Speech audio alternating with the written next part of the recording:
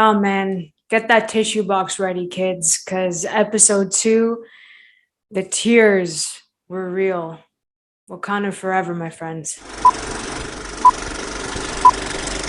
Hey guys, welcome back to Candid Cinema.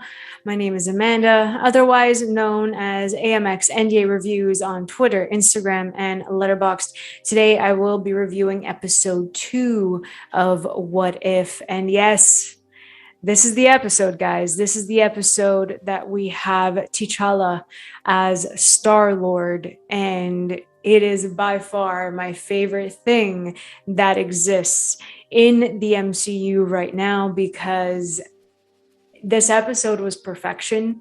I really loved it, not only because we get to hear Chadwick Boseman's final performance as T'Challa, but it was just so much fun to see T'Challa as Star-Lord, who is such a fun, sarcastic character, and he's larger than life. So to see T'Challa kind of mold into Star-Lord and work off of Yondu, and we have Michael Rooker back too, which is great. So it was just really cool to see him with Michael Rooker as Yondu, with Thanos, with Nebula. I thought it was really cool to have him there in that world, just because we also see a different side of T'Challa in this particular multiverse story. So I thought that this possibility in particular was just a lot of fun for Chadwick to even play.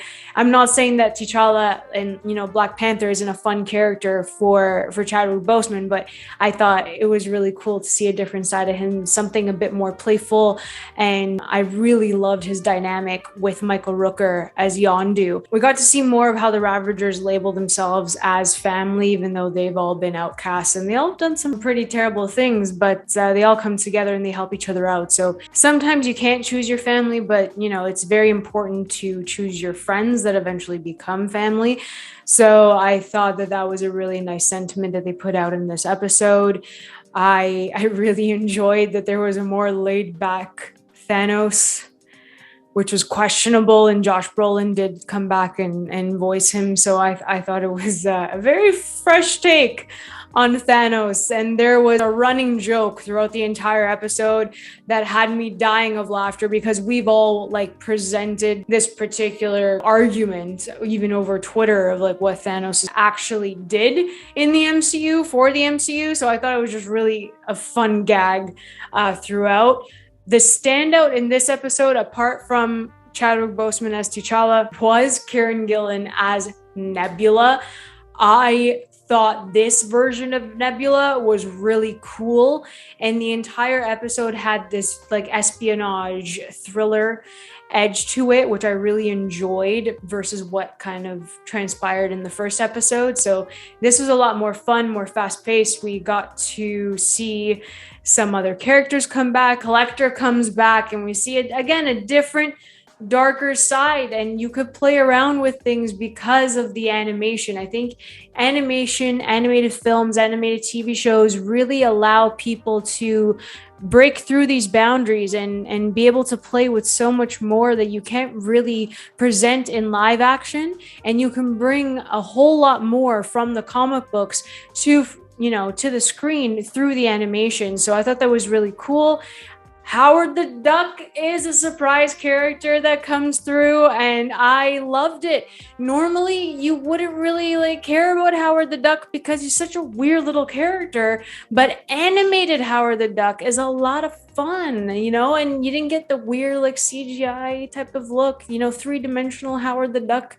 We don't need to see three-dimensional Howard the Duck. We really don't. I loved him in this animation. I thought it was a lot of fun. His banter with T'Challa, I really enjoyed that. The Collector was really cool, and I just really love this dynamic. I didn't expect to love it as much as I did, but we get a little bit more of what happened to Wakanda. We get a little bit more backstory of T'Challa. We get a backstory of Yondu and where Peter Quill actually is with Ego. So I thought that was really interesting, and that timeline is whack. It's even crazier than the first episode's timeline, and we don't really know if they're all in the same timeline. So I'm kind of thinking that they're not, and these are all separate timelines.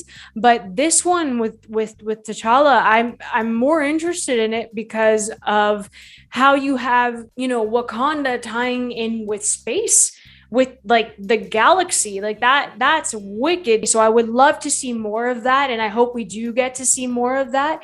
But this episode, honestly, like the second you hear him and you hear Chadwick Boseman's voice, like the tears are instant. They're instant. They put a tribute card at the end of this episode for a minute before the credits rolled, and it just hits you that, like, you know, he's not coming back, but we have this final performance from him in such a fun way, an exciting way, and we know how much he loved T'Challa. He means so much to so many people. So I'm tearing up right now as I'm saying this, but episode 2 was just, it was so special. It was so special. And you're going to kind of exclude it in your ranking of the episodes because it's just, it's on its own. It really is on its own. So I really love this episode. I tear up talking about it. Who doesn't tear up talking about Chadwick Boseman? But him as T'Challa, as Star-Lord is just so much fun. I really want to pre-order that Funko Pop because it's just really unique and so cool.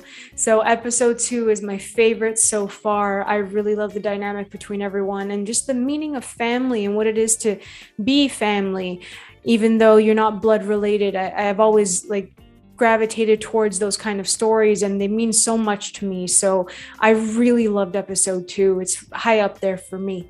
So if you guys enjoyed this video, please like and subscribe. You can always find me over at AMX NDA Reviews on Twitter, Instagram, and Letterboxd. I will be chatting about What If with Movie Files live, so go check out his live panel discussion. Go check it out. We'll be talking about episode 2. The tears will be flowing down. I'll catch you guys later. Keep watching movies.